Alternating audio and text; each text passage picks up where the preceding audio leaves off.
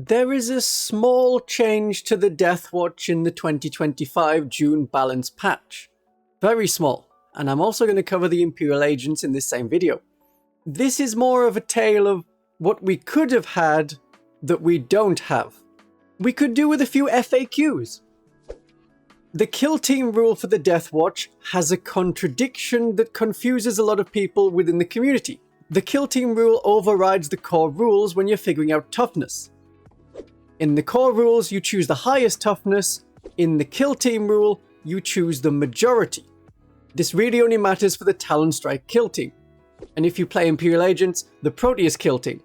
In many people's minds, including mine, this also overrides the core rules leader rule, where leaders use their bodyguard's toughness rather than their own toughness for figuring out attacks against the leader unit. To other people, the leader rule in the core rule stands, but the regular toughness rule in the core rules doesn't stand, and that is overwritten by the kill team rule. This can be the difference between a Talonstrike kill team with 5 intercessor types with jump packs and 5 heavy intercessor types with jump packs. That would have a toughness of 6. If you add a captain with a jump pack, is that now toughness 4? I would say yes. Other people would say no, they are not counted. You figure out the bodyguard's toughness, and then you add the model, and then it doesn't matter what the toughness is after that.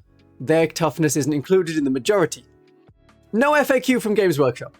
So it depends on a tournament to tournament, player to player, how you figure that out. When you play Space Marines, you get a better Oath of Moment if you don't include any Deathwatch units. Is this just Space Marine Adeptus Astartes Deathwatch, or does this also count for Imperial Agents Deathwatch? If you add the Deathwatch veterans to your army, then yeah, it makes sense that you wouldn't get the Oath of Moment because you're now Chapter Deathwatch. If you add the Deathwatch kill team from Imperial Agents to your Space Marine army, is that adding a Deathwatch unit? Is that what is meant to happen? Do you now get a worse Oath of Moment, even though your entire army is technically Ultramarines? And these Imperial Agents don't have the Oath of Moment ability. It doesn't affect them.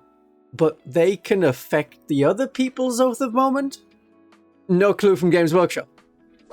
There hasn't been any fix or change to the Space Marine Captain and the Deathwatch Adeptus Astartes Watchmaster. Both of them have a rule that gives you a free command point. Other factions, like the Adeptus Sororitas that have 2 of the same ability on the Canoness and the Jump Pack Canoness, they have the same name for their rule, so you cannot use both in the same battle round. The Deathwatch, if you include a Watch Captain and a Watchmaster, can continue to have 2 free command points across the army because they're using different special rules. The Captain uses the Rites of Battle, the Watchmaster uses the Watchmaster rule. We can continue to exploit this. The main changes we have from this balance patch are to a few units points. None of the Deathwatch kill teams are affected, but if you have regular Space Marine units in Deathwatch colors, like the Aggressors, they were the ones appearing in the Combat Patrol set for the Deathwatch, they are a little bit cheaper, which is very nice. The Jump Pack Captain, who can be attached to the Talonstrike kill team, is a little bit cheaper.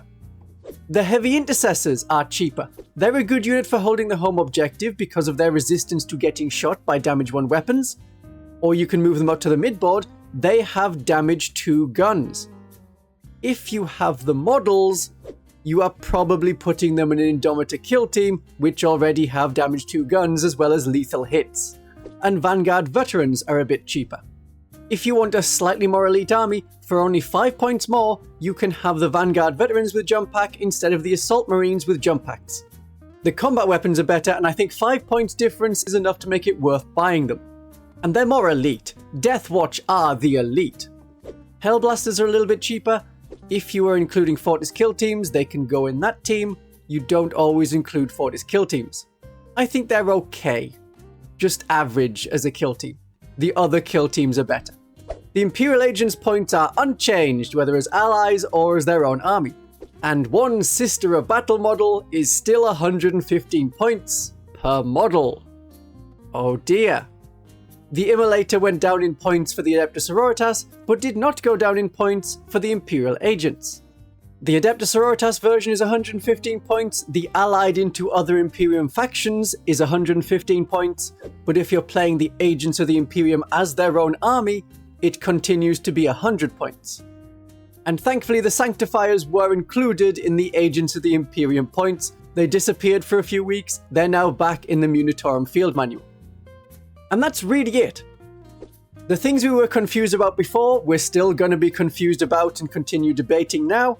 I'm especially liking the much cheaper Vanguard Veterans and the little bit cheaper Jump Pack Captain. And the Imperial Agents, without an army rule, continue to not be an army. Which means that they have some of the worst detachments in 40k. I have tried to get them to work, and you can see my efforts in this video. Have a great day of 40k.